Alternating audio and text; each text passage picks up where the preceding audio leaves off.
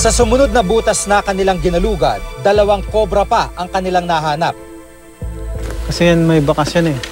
Nakita mo yung bakas sa butas, kahit may damo, magpa-flat siya. Tapos pag mayroon, ilahin mo lang, hindi yun makamunsan yun. Natatakot din, kaso nasanay na rin ako.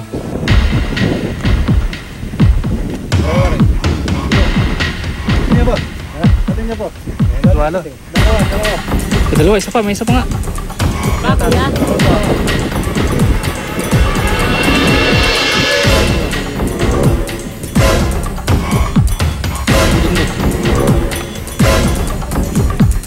Alas 5 na ng hapon nang matapos ang kanilang panghuli. Nakailan tayo, kuya? 3. Mga ilang kilo kaya yan? Kung aalisin yung extra, mga 1 kilo siguro may get. May buyer raw na pumupunta sa kanila na bumibili ng ahas. Ang sistema dyan, wala kaming deliver. Puro pag may nag-text, i-pick up lang. Padala-dalawa ganyan, 2 kilo. Mayroon din kumuha ng 5 kilo. Ginagawa raw gamot kasi yun ang sinasabi nila. Kami naman, nanguhuli lang kami. 300 lang na ibenta ni na Mario ang 3 ahas. Tig-100 ang kita ng bawat isa sa kanila. Hanggang sa mayroon akong makitang ibang medyo magandang pagkakitaan. Pero hindi mo naman ito ituturo sa mga Ay hindi, malayo. Kasi delikado. nalaman ko na, nadanasan ko na, ayoko nang madanas ng mga anak ko. Kung tutusin, may tuturing na small players lang ang grupo ni na Mario. Dahil kung sa kanila ay binibili lang ng 100 piso kada kilo ang kobra. Sa tinatawag na black market, umabot ng hanggang 1,000 piso kada kilo ang presyo ng buhay na kobra. Ang problema, tila hindi naman nahuhuli ang mga malalaking taong nasa likod nito.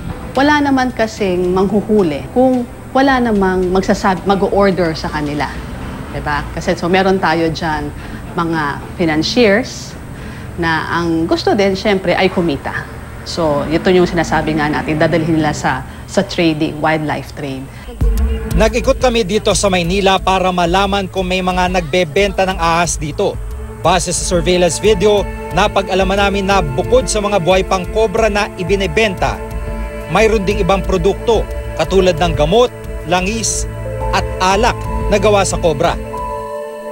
Nakasaad sa Republic Act 9147 ang Wildlife Conservation and Protection Act na mahigpit na ipinagbabawal ang panghuli at pagbebenta ng mga itinuturing na endangered gaya na lamang ng Philippine cobra.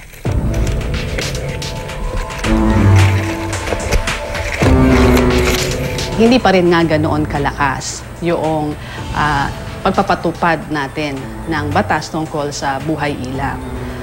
Malaki pa rin talaga yung dapat natin gawin.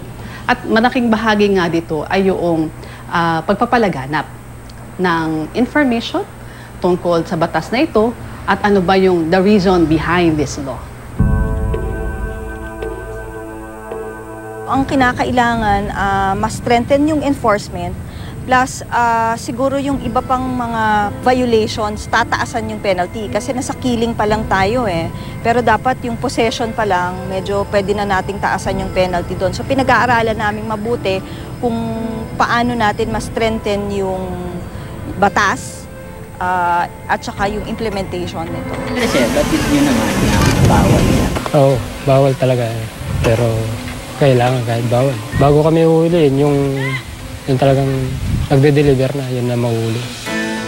Ayaw man daw gawin ni Jose ang buwis buhay na panghuli ng ahas. Wala raw silang magawa dahil wala namang tulong pangkabuhayan na ibinibigay sa mga magsasakang gaya nila sa kanilang lugar. Tama din naman na talagang bigyan natin sila ng assistance doon sa kanilang pangkabuhayan para mailayo natin sila doon sa paggawa ng paglabag ng batas. Sa tingin ko siguro kung merong magpapatrabaho sa iba, tatrabaho ka. Pero kung wala naman, wala talaga, mapipilitan ka rin.